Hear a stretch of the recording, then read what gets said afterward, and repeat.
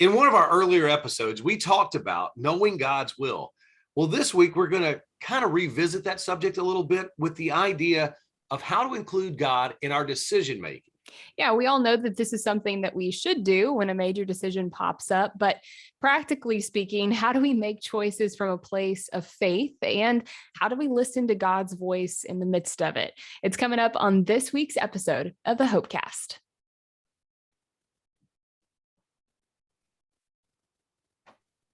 Okay, welcome in, Hope Dealers. We are glad that you're here, no matter where here is. Thank you for including us as a part of your podcast routine. We're going to be talking about a subject that I think is always timely. Something about knowing and hearing from God is always something we need to hear, I think, on the regular. And in fact, we did an episode about this not terribly long ago, sometime last year. You can find that in our archives at stephenbethany.com.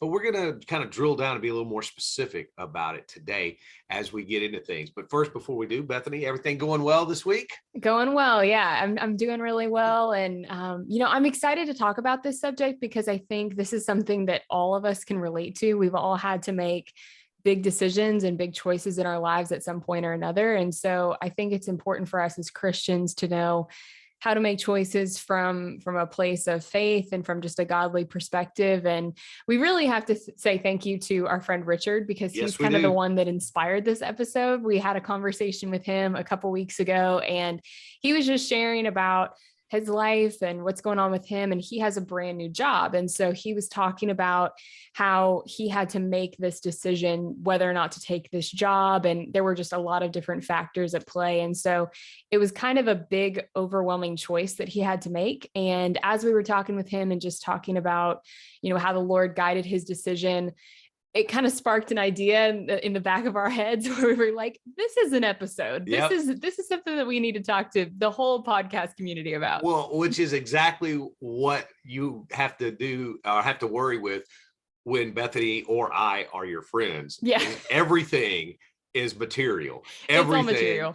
is stuff that could end up on the podcast. And that's exactly what happened. Of course, Richard was here when we were talking with him for the audience of one that we were doing. So, but yeah, it really did get us to thinking, because it really is something, knowing and hearing from God, especially when it comes to making really big time decisions, when you're kind of stuck and you don't know what to do or know which way to go, really is something I think that everybody wrestles with from time to time.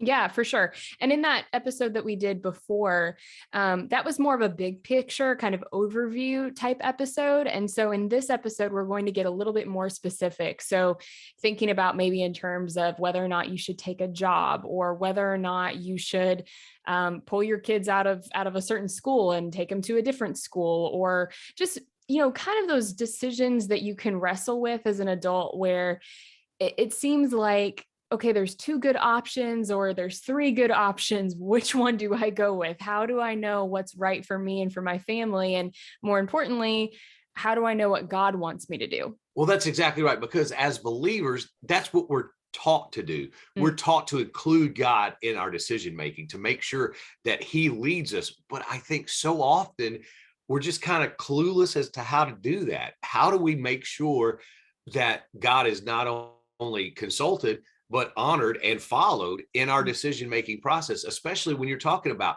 something big like changing careers, maybe buying a new house or some other major purchase, or as you said, maybe pulling your kids out of school to maybe go homeschool or something like that. Those are huge, kind of life-changing decisions. We want God to be a part of it, but the question is how? Well, and I think too, sometimes it almost becomes like a back burner thing, where we have this decision in front of us and we think we're weighing the pros and cons, and maybe we're talking with our friends about it. And then we think, oh yeah, I should pray about it too. I'll do that as well. It seems like sometimes, not all the time, but sometimes we can put God on the back burner, and it's almost like he's an afterthought in our decision-making, when really he should be the first person that we consult and the first person that we talk to about this decision. But I don't know. I think I'm guilty of this, as I'm sure you are as well, that sometimes it just seems like God gets put on the back burner with decision making. Well, I think he stays on the back burner until we can't figure it out. I think until we get to the point where we're like, okay, I'm stuck. I just have no idea which way is up or down or around in this situation. So now I'm going to call on God. Now I'm going to ask him for his guidance and his help, because I literally am at my wit's end. I don't know how to function from here. When you're right, that should not be our case. That should, as believers, that it's the exact opposite of what we should do. But we don't do it all the time. In fact, we very rarely do it. And I think that's one of the things we want to kind of dive into today, as to how we can change that, so that not only in the big decisions, but just in decisions in general, God is consulted. And then when the bigger ones come up, it's more of a front burner topic. Well, I want to start this episode by asking a couple questions. So if you're listening and you're in the middle of a tough decision, or you have one in front of you and you're processing the pros and cons and weighing your options, I have a couple questions for you. So first of all, I would say, are you actually listening to God, or are you just asking God? Because sometimes I think when we have a decision in front of us, we kind of already have in our head what we want to do. And we just think, well, I'll just pray about it just so I can say I prayed about it, but I'm still just going to do this because this is what I want to do. Again, broad statement, not saying that this is the case all the time with every single person, but I've definitely been guilty of that. I think, well, I don't want to do this, or I do want to do this. And then, oh yeah, and I'll pray about it real quick, but I've already kind of made up my mind. So I think we need to really check our hearts first thing, and ask ourselves, have we really made an effort to inquire upon the Lord and ask the Lord, what do you want me to do in this situation? Because there's a difference between praying about it and asking for direction and inquiring what you said. Because if we pray, when we say we're praying about it, most of the time it's like what you were talking about. We want God just to kind of rubber stamp and say, yeah, you know what? That's a great idea. Why don't you go with what you, yeah, you're right. Why don't you go with what you're planning? Yeah. And then I think too, you're right. We do want that kind of approval from God, but then also there can be that temptation of, we just want to be able to tell other people, oh yeah, I prayed about it. Like, look how spiritual I am. I totally prayed about it and God gave me the all good. So I'm fine. And we tend to really just minimize the role that the Lord plays in our lives and in our decision-making when we do that. I think, again, I've been guilty of doing this, of just saying, yeah, let me do a real quick popcorn prayer so I can cover all my bases, and not actually taking the time to truly, spend however many days or weeks it takes for the Lord to guide my answer. But, I think that, that's where we can find ourselves sometimes, is just more in the place of doing it kind of as a last resort, or as a real quick check mark, as a way to cross something off of a to-do list, rather than really inquiring upon the Lord and asking him for his direction. Second question I would ask. Now, okay, I'm not trying to be mean here, and I don't want to step on toes, but I'm going to say it. So this is what I would say. Are you actually engaged in your relationship with Christ? Because I know Steve just made a face. I know, because this isn't an easy subject to talk about, but I think sometimes we want God to answer our prayer, or want God to give us direction in something.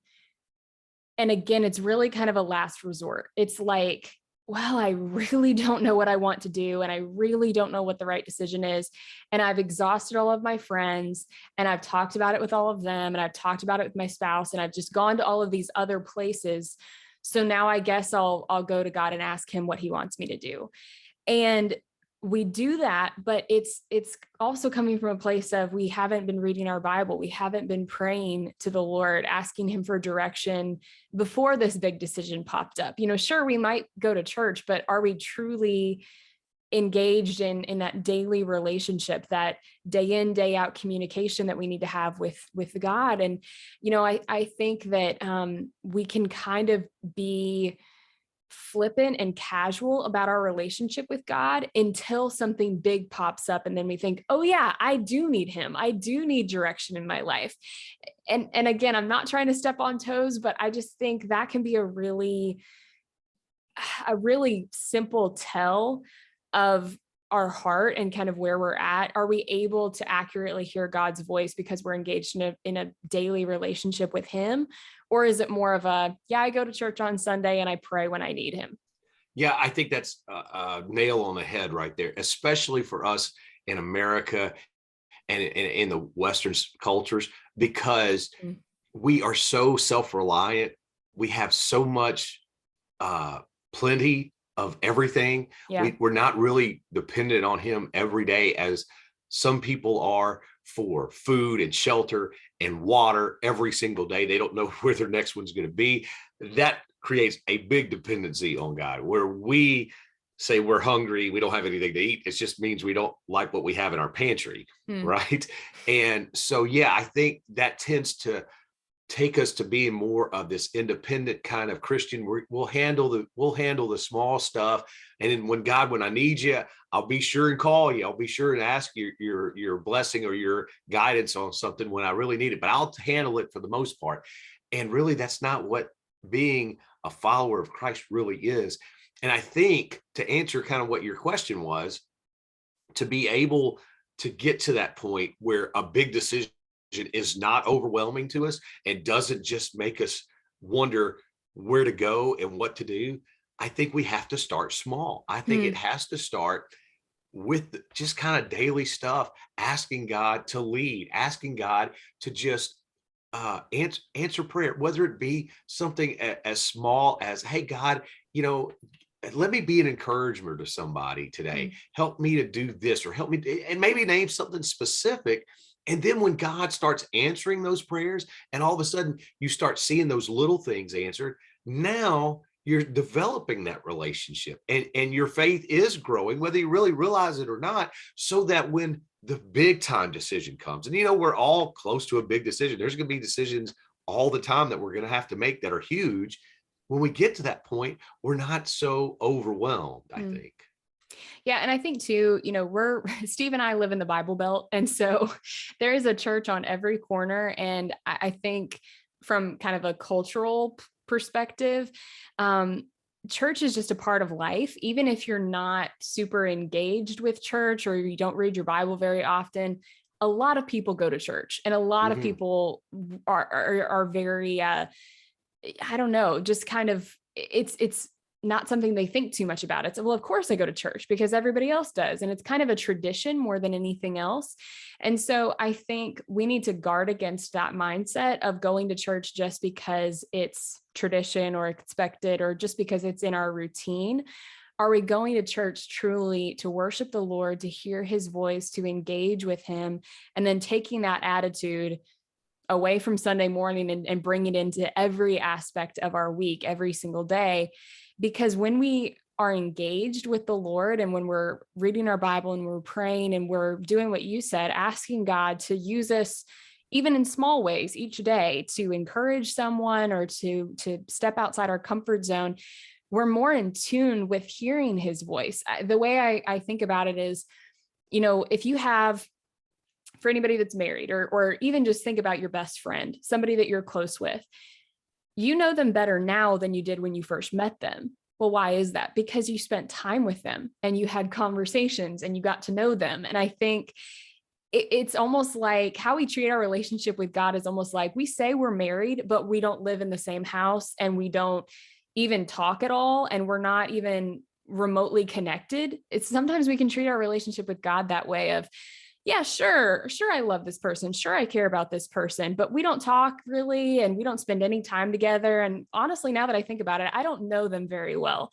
Well, how silly would that be if that's how we treated our friendships or our marriages? No, we value those relationships, so we spend time with those people, and we put in effort to talk with those people and to get to know them better. And so I think that's how we need to look at our relationship with God. In order for us to know God more and to know his plan for our life and to know his voice, we need to spend time with him and spend time in his word and praying, because otherwise it's almost like we're in a relationship with a stranger, if that makes sense. It's something that we're not familiar with. No, it certainly makes sense. And I'll go back to my growing up. I grew up in the Southern Baptist, tradition. And Southern Baptists talked about so much about the need for salvation salvation and the need to give your life to Christ and to the need to repent of your sins. And boy, once I did that, I was kind of like, okay, now what? Hmm. And it took me a couple of years to finally understand that that wasn't the end of the game. That was just the first baby step of a whole journey that God had planned for me. Hmm. And I think there's a lot of people in that situation, whether they're Southern Baptists or not. I do think there's a lot of people who experience church on Sunday, but they don't, for whatever reason, comprehend what you were talking about. Hearing them talk about, they go to church and it's a part of their lives, but hearing you talk about, a relationship and having God make decisions for you. I mean, I think to some people that have grown up in church and have been around church their whole life, I still think that's a foreign concept to some of them. And until God kind of turns that light bulb on, it's gonna be. But boy, when he does, it's going to revolutionize their life. It's going to be something that's going to be totally transforming to them. And something too to remember is following God's will doesn't mean we become robots. Like we don't have any say in it. We still have free will. We can still make choices. And I think how it looks practically is more of our heart and our desires line up with God's. It's not that we make God fit into our life and fit into this box of what we want him to be. And okay, God, I'll only do this, but under these circumstances that I have set in place. No, it becomes more of, God, what would you have me do? How would you have me serve in this capacity, in this job, or at this school? What would you have me do? Where we're more open to whatever God might have for us. Oh, I think that's so right on, because I think so many people, we probably wouldn't define it as this, but that's kind of what we do. We put God in our own box of how we think God would react and would approve or disapprove of things just based on our own sense of judgment, sense of righteous and that kind of thing, not really ever digging deep and finding out what the Bible truly says. I think that's another thing that hinders us being able to hear God's voice, because we've kind of made him our own God without we would never go out and say we've created our own God, because that's not something Christians do. But I think practically speaking, I think that's what a lot of us have done without even probably realizing it. Yeah, we don't want to use that phrase, making our own God, but that's what it turns into. It's idolatry. Yeah. It's as simple as that. And that's not a nice thing to talk about, but it's something that we're all guilty of. And so we want to give you some practical steps maybe on how to really focus in on what God's will is for your life and how to listen to his voice and just how to make decisions from that place of faith. But before we get there, we want to do a quick little plug, because this is super exciting. Yes. Steve and I had the chance to be kind of in the guest seat on another podcast. Neil Matthews is a great friend of ours. He's just such a solid guy. He has this podcast called Other People's Shoes, which, by the way, like, best name ever. I wish I would have thought of it. Such a good name, but he takes time to interview people and just hear their story, hear where they're coming from. And each season that he does of this podcast has a theme, which I think is so, so cool. Yeah, he's so much better at this than we are. Way better. It really is. But this season's theme is the aglets. And if you're a certain age and you watch Phineas and Ferb, you already know what an aglet is. For the rest of you, the aglet is the little piece that's on your shoelace that just kind of holds everything together. And that was the theme of this season's episodes of Other People's Shoes podcast. And he asked us what kind of holds our lives together. And we decided not to go the Sunday school route, because I mean, it would be easy for both of us as believers and hosts of Christian podcasts and the whole thing to say, oh yeah, well, God holds us together. Obviously that's true. That's true. But we wanted to take a step. So it's a little bit different of an episode where we talk about some personal things in our lives. And I hope you'll enjoy it. I hope you'll get it. Check out. We'll put the link to it down in our show notes for you. But it was such a good time. He's such a good interviewer. And I think we brought out some really good stuff in each one of us that neither one of us was kind of expecting. So it was really those are the best kind of conversations when you really don't have a plan. You just start talking. And that's kind of what this episode was. Neil was incredibly prepared, but he let us have free reign and just let us talk. And so it was super cool to get to chat with him and just be on his podcast. We're excited about that. And so we would invite you to listen, check it out down in the show show notes below. Okay, as we wrap up this episode, is there anything, Steve, that you think people could do practically to listen to God's voice and to make sure that it's a part of their life? Yeah, I think listening to God's voice just takes practice. And I think you have to do it, like I said a little bit earlier, with some small things and kind of builds up your faith. It kind of builds you up a little bit. But when you're talking about having a major decision, changing jobs or anything else, I'll use changing jobs because I've done that a bunch in my life. And I'll tell you, I spent so much time in front of a computer, typing up resumes and emailing them off and praying to God, saying, God, as a radio guy, usually you have to travel. Usually you pick up and you move half a dozen times, a lot of times in a career, and I was always willing to do that. I think my wife gave lip service to it some, but she was like, that only if it's really what God wants. And every time I would pray, God, here's a job offer that I think I fit perfectly for. It's something that I want to do. It's something that would be God honoring for you. I think, I think it checks all the boxes, but forever I just kept getting just roadblocks. No, whether it be the people choosing someone else, whether it be just kind of being ghosted, whether it be just a bunch of different just closed doors. And then conversely, I've had times when I would pray to God for peace about a decision. Do I go right? Do I go left? And you know what? I never felt any kind of sense there, but here's what I didn't feel. I didn't feel any hesitation. I didn't feel any, hey, stop, don't do that. So I guess in my experience, that's a long way around me saying, don't always look for emotion. To me, I always look for God putting up no signs, putting up red lights for me is how I navigate making decisions a lot of times, because it seems like that's what my experience has been. Well, and I'll come at it from the perspective of maybe somebody that's in a relationship and is thinking, okay, is this the person that God has for me to marry? Because I was in that situation about 5 years ago where I was dating my now husband, and we kind of had been dating for, I guess, almost a year. And we came to this point of like, are we going to get married or what are we going to do here? Like, where are we at? And, it was cool. The Lord was so gracious in giving me peace about our relationship. And I feel like throughout the entire time that we dated, Cody displayed characteristics that I didn't really know I needed or I wanted in a future spouse. But once I saw them, I was like, oh, I want that, because I don't have that. Cody's far more patient than I am. He's far more laid back than I am.